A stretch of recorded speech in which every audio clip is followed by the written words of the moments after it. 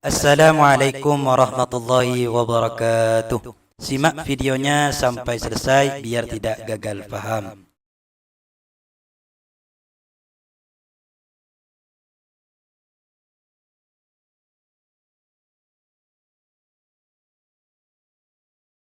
Sejak beberapa bulan yang lalu, ada pertanyaan berdasarkan tulisan seseorang yang merasa telah membuktikan bahwa nasab habaib dari jalur Abdullah atau yang biasa disebut Ubaidillah bin Ahmad al-Muhajir terputus dari Rasulullah Shallallahu Alaihi Wasallam. Beneran gak sih? Diambil dari Risalah Ahlul Bait dan Nasab Ba'alawi yang dirilis oleh Rabithah Alawiyah. Bisa didownload di website Rabithah Alawiyah di www.rabithahalawiyah.org. Penuduh mendasari pernyataannya dari setidaknya dua kitab yang dijadikan hujjah, yakni Syajaratul Mubarakah yang diklaim karya Imam Fakhrur Razi dan Tahdzibul Ansab karya Al-Ubaidillah. Dikatakan bahwa dalam kedua kitab tersebut tidak ada nama Ubaidillah bin Ahmad al-Muhajir, ayah dari Alawi yang wafat abad 4 Hijriah, datuknya para Alawiyin.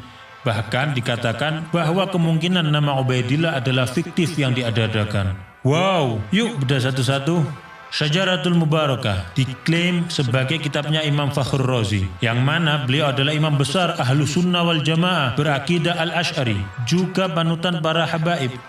Tapi janggalnya, kitab tersebut tidak pernah tercatat dalam sejarah sebagai kitab beliau. Kok bisa? Di dalam kitab-kitab ulama besar Ahlus Sunnah yang sangat mengenal Imam Fakhrur Razi secara detail, tidak ada yang menyebutkan kitab tersebut sebagai karya tulis beliau, seperti Az-Zirikli dalam Al-Alam, Al-Hamawi dalam Mu'jam Udaba, dan Ibnu Khalikan dalam Wafiyatul A'yan. Tidak ada satupun yang menyebutkan kitab ini dalam karya Imam Fakhruddin Ar-Razi yang wafat pada tahun 606 Hijriah. Kitab ini baru ditemukan di tahun 1418 Hijriah seperti yang tertulis di halaman 13 kitab tersebut, yang artinya ditemukan tahun 1997 Masehi atau baru 26 tahun yang lalu. Luar biasa. Ternyata yang mengatakan kitab ini sebagai kitab Imam Fakhrur Razi, sebagaimana tertulis pada kitab tersebut di halaman 12-nya, bernama Al-Mar'ashi An-Najafi, yang menemukan kitab tersebut dan memerintahkan muridnya Mahdi Ar-Rajai mentahqiq atau menulis kembali kitab ini. Kok bisa kitab tersebut tersembunyi dan baru muncul 812 tahun setelah wafatnya Imam Fakhrur Razi? Jika memang penuduh yakin, maka datangkanlah kepada kami satu bukti tertulis pada abad 7, 8, 9, atau bahkan 10 Hijriah dari ulama Ahlus Sunnah ternama yang menyebutkan ini adalah kitab Imam Ar-Razi. Dan bagaimana mungkin menisbatkan kitab yang baru ditemukan kemarin sore sebagai kitab abad ke-6? Penuduh cenderung selalu menghindar dari pertanyaan ini. Penuduh berdalih bahwa si penemu kitab dan pentahkiknya pun pada halaman 11 mengakui bahwa beliau terkejut saat menemukan kitab ini. Dan gak perlu penuduh meminta Rabithah Alawiyah ngecek ke perpustakaan di Istanbul, karena Rabithah tidak dalam keraguan sedikit pun. Justru penuduh yang harus mendatangkan bukti dari abad awal. Apalagi banyak kejanggalan pada kitab tersebut, seperti banyaknya nama besar yang tidak tercatat, seperti Syekh Abdul Qadir Al-Jailani yang hidup sezaman dan sewilayah dengan Imam Ar-Razi, justru tidak tercantum dalam kitab tersebut, dan banyak nama lain. Bahkan pada halaman 92 disebutkan Imam Ar-Razi, sosok ulama besar Ahlus Sunnah, justru dikatakan meyakini Imam 12 Syiah dan mengatakan Imam Mahdi sudah lahir menunggu pembebasan. Jadi sangatlah wajar jika banyak pihak yang 1000% meragukan kitab tersebut sebagai tulisan Imam Fakhrur Razi. Uniknya lagi adalah baik Mahdi Ar-Rajai selaku mentahqiq dan Mar'ashi An-Najafi selaku penemu sama-sama punya kitab nasab tulisan mereka sendiri yang mengakui nasab Ubaidillah bin Ahmad, bahkan menuliskan pengakuan ketersambungan ke Rasulullah SAW, suatu fakta yang tidak banyak dibahas. Oke, satu hujjah penuduh kita coret dulu. Lanjut hujjah kedua, kitab Tahdzibul Ansab. Kitab ini karangan Syekh Ubaidillah. Beliau adalah seorang ahli nasab yang mana dalam kitab tersebut Al-Ubaidillah hanya menyebutkan di antara anak Ahmad bin Isa, artinya beliau tidak berniat menyebutkan seluruhnya. Namun justru dalam catatan lain kita temukan perkataan Al-Ubaidili yang memang memiliki ribuan lembar catatan manuskrip yang dinukilkan oleh ahli nasab ternama Said Murtadha Az-Zabidi, yaitu Syekh Syaraf Ubaidili berkata, Syarif Ahmad bin Isa An-Nagib berhijrah dari Madinah ke Basra di 20 tahun kedua dari abad keempat Hijriah, yakni tahun 317 Hijriah. Beliau keluar bersama putranya Abdullah ke arah timur. Dengan demikian, Al-Ubaidili justru menjadi ahli nasab abad kelima yang turut mengakui adanya Abdullah bin Ahmad. Kami tidak mungkin menerima tuduhan sang penuduh bahwa ahli nasab sekelas Az-Zabidi berbohong dalam mengutip perkataan Al-Ubaidili tersebut. Sekarang dua hujah tersebut sudah kita bahas. Nah, sekarang gantian. 1. Mampukah penuduh mendatangkan bukti dari abad 7, 8, 9, 10, 11, 12, atau bahkan 13 bahwa ada ahli nasab yang mempertentangkan kebenaran nasab Alawiyin? Perlu diketahui bahwa tidak ada satupun ahli nasab terdahulu yang mengingkari nasab tersebut. 2. Ilmu nasab sudah baku dan disepakati oleh seluruh mazhab tentang syarat penetapan suatu nasab. Lalu penuduh membuat suatu syarat, yakni harus ada kitab yang ditulis di zaman tersebut. Pertanyaannya, ahli nasab mana yang mengatakan kaidah tersebut adalah syarat isbat suatu nasab? Lalu kenapa penuduh membuat syarat atau kaidah baru yang tidak dikenal dalam ilmu nasab sebelumnya? Dapatkah penuduh mendatangkan satu saja ahli nasab terdahulu dari mazhab manapun yang mengatakan hal tersebut sebagai syarat penetapan nasab? Pertanyaan-pertanyaan tersebut dihindari oleh penuduh yang lalu berusaha beralih ke pembahasan lain.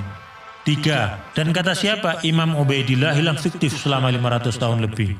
Jika mau sabar dalam mempelajari, nasab tersebut disebutkan oleh catatan nasab dari kalangan Alawiyin. Tapi mengingat penuduh tidak berkenan dengan catatan nasab dari kalangan Alawiyin, mari kita lihat sebagian dari banyaknya bukti tertulis oleh para ulama ternama dari zaman ke zaman yang mengakui nasab Alawiyin, termasuk Abdullah bin Ahmad, seperti Al-Janadi yang telah menyebutkan nasab Abdullah bin Ahmad. Dalam kitab As-Suluk karya Al-Janadi telah disebutkan nasab Abdullah bin Ahmad. Lalu penuduh hendak mengecoh dengan mengatakan Abdullah yang di kitab dan Ubaidillah adalah orang yang berbeda. Oke, enggak apa-apa. Maka siapakah Abdullah yang dimaksudkan oleh penuduh? Sebutkan bukti sejarah, makamnya di mana. Juga sebutkan keturunan Abdullah yang dimaksudkan penuduh hingga lokasi mereka saat ini. Termasuk juga siapa Abul Hasan Ali bin Jadid yang disebutkan oleh Al-Janadi tersebut, disertai bukti-bukti sejarahnya. Ditambah lagi statement menggelitik seperti Ba'alawi yang tercatat pada kitab terdahulu berbeda dengan Ba'alawi yang sekarang. Maka datangkanlah bukti sejarah bahwa ada kabilah lain di Hadramut yang juga disebut Ba'alawi, dan ada kelompok lain yang nasabnya seperti disebutkan Al-Janadi dan lainnya, disertai lokasi makamnya, sejarahnya, juga data keturunannya. Al-Yafi'i Al-Malikul Afdal yang juga menyebutkan nasab Abdullah bin Ahmad. Ali bin Al-Hasan Al-Khasraji juga menuliskan nasab yang sama. Al-Husain bin Abdurrahman Al-Ahdal yang menuliskan nasab keturunan Abdullah bin Ahmad. Abil Abbas Ahmad Asy-Syaraji Az-Zabidi yang turut menyebutkan nasab Alawiyin yang tersambung. Imam As-Sakhawi yang menyebutkan nasab yang bersambung pada Ubaidillah bin Ahmad. Imam Ibnu Hajar Al-Haytami, ulama besar yang juga ahli nasab yang turut menyebutkan sanadnya bersambung ke Ubaidillah bin Ahmad. Al-Ayashi yang menyebutkan nasab yang bersambung hingga Ubaidillah bin Ahmad. Syekh Al-Muhibbi dalam kitabnya Khulasatul Athar menuturkan keluarga Ba'alawi dinisbatkan kepada Alwi.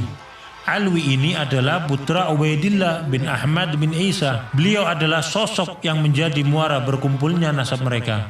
Nasab mereka telah disepakati oleh para ulama ahli tahqiq dan telah diperhatikan untuk dijelaskan oleh banyak ulama. Lalu Syekh Yusuf An-Nabhani, seorang mufti besar dan guru dari para ulama Ahlus Sunnah wal Jamaah, guru dari Hadratus Syekh Hashim Asy'ari, menjelaskan dalam mukaddimah kitabnya Riyadul Jannah, sesungguhnya para sada al-Ba'alawi telah disepakati oleh umat Nabi Muhammad SAW di sepanjang masa dan di setiap tempat, bahwa mereka termasuk ahlul bait yang paling sahih nasabnya, paling kokoh kemuliaannya, dan paling banyak ilmu, amal, keutamaan, serta adabnya. Hadratus Syekh Hashim Asy'ari bahkan mencantumkan Al-Habib Ahmad bin Abdullah As-Segaf yang merupakan salah satu pendiri Rabithah Alawiyah dalam Qanun Asasi saat pendirian Nahdlatul Ulama. Kita tentu tidak merasa perlu meyakinkan penuduh untuk mempercayai dan menghargai para ulama-ulama tersebut, karena mereka semua bagai matahari di siang hari yang dikenal luas kejujuran dan keilmuannya. Tidak mungkin para ulama-ulama besar tersebut sengaja berbohong bersama-sama dan tidak berusaha memastikan informasi yang mereka sampaikan, apalagi Rasulullah SAW menyampaikan ancaman neraka bagi yang berbohong atas nasab. Sejarah Alawiyin telah jelas, disertai lokasi makam dan tempat bersejarah mereka yang terjaga hingga kini. Dapatkah penuduh sebutkan satu saja ulama atau ahli nasab terdahulu di Hadramut yang menafikan bukti-bukti sejarah tersebut? Lalu apakah catatan nasab Rabithah Alawiyah diakui ahli nasab dan Naqabah internasional? Tentunya tidak hanya sekedar surat dengan cap dan tanda tangan. Hubungan dengan ahli nasab dan Naqabah di Yaman terjalin dengan baik. Naqabah Mesir yang beberapa kali berkunjung ke Rabithah Alawiyah. Naqabah Al-Idrisi Al-Hasani Libya yang memiliki hubungan baik dengan Rabithah Alawiyah. Syekh Dr. Muhammad Asy-Syuhumi Al-Idrisi bahkan mengatakan, bisa saya katakan bahwa paling bagusnya Rabithah dari semua Rabithah yang mencatat garis keturunan anak cucu Nabi Muhammad SAW, yang paling bagus adalah Rabithah yang ada di Indonesia, yang paling teratur dan paling memiliki kesemangatan untuk memperbaiki, termasuk adanya takrir pengakuan nasab Alawiyin oleh Imam Yaman Yahya Hamiduddin, juga takrir di Hijaz yang terdapat dalam tulisan Syarif Ibrahim bin Mansur Al-Amir. Bahkan Alawiyin beberapa kali dipercaya menjadi pimpinan Naqabatul Ashraf di Hijaz, Makkah dan Madinah hingga masa pemerintahan Utsmani. Alawiyin tidak sedikit pun ditolak atau diragukan untuk memimpin para keturunan Rasulullah di Hijaz atau di Yaman oleh para ulama besar setempat dan para keturunan lainnya. Salah satunya yaitu Al-Habib Alwi bin Ahmad As-Segaf, mufti madhab Syafi'i di kota Mekkah pada zamannya, dan pengarang kitab Tarsyihul Mustafidin, salah satu kitab fikih rujukan para ulama dunia termasuk di Nusantara. Lalu penuduh rajin sebut tes DNA sebagai solusi. Mungkin informasi tentang fatwa larangan menggunakan tes DNA untuk nasab yang jauh belum sampai kepada penuduh, yakni Lembaga Internasional Rabithah Alam Islami di Hijaz, Darul Ifta Qatar, dan Darul Ifta Mesir yang telah memberikan fatwa melarang isbat nasab jauh melalui tes DNA, atau menuduh jumlah keturunan ke-38 sampai 44 sebagai tidak logis. Maka penuduh perlu melihat jumlah keturunan dari jalur keturunan Rasulullah lainnya selain Alawiyin yang ternyata juga di range yang sama. Karena coba-coba hitung pakai kalkulator, ternyata justru beresiko malah jadi menafikan adanya keturunan Rasulullah SAW.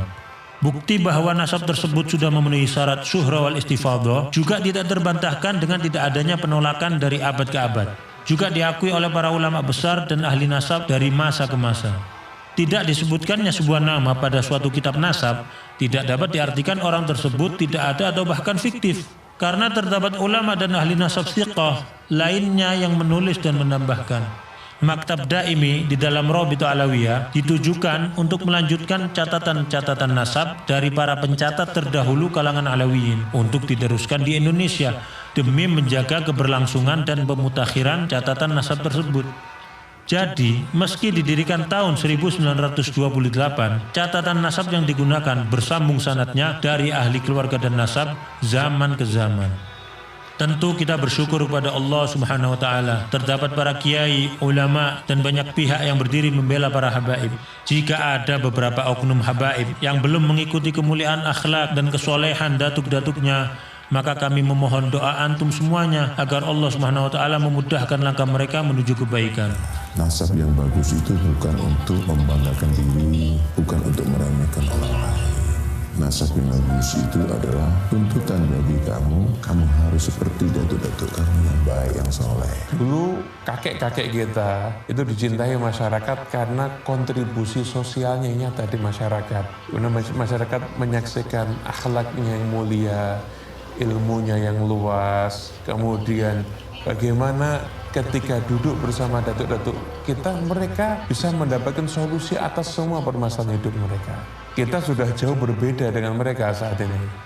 Bukan malah nasab itu dikapitalisasi, dijadikan kebanggaan karena tidak ada gunanya sama sekali. Anda tidak mendapatkan ini dari usaha Anda.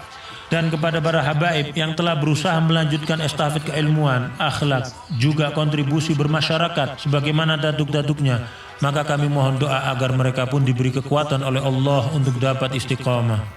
Rasulullah Shallallahu Alaihi Wasallam bersabda, barang siapa mengaku-ngaku nasab atau keturunan yang dia sendiri tidak mengetahuinya, maka jadi kafirlah ia kepada Allah. Dan barang siapa mengingkari nasab walaupun samar nasab tersebut, maka kafirlah ia kepada Allah. Barang siapa yang mengaku ayah kepada selain ayahnya atau bersandar kepada yang bukan walinya, maka laknat Allah, juga para malaikat dan semua manusia menimpa mereka. Dan pada hari kiamat Allah tidak akan menerima dari mereka baik yang fardu maupun yang sunnah. Kita justru banyak melihat kalangan Alawiyin melahirkan banyak ulama, orang-orang soleh, wali-wali besar, dan banyak yang berakhir husnul khatimah dengan wafat setelah syahadat, dalam kondisi sholat, membaca Al-Quran maupun ibadah lainnya, jauh dari tuduhan kaum terlaknat atau pembohong.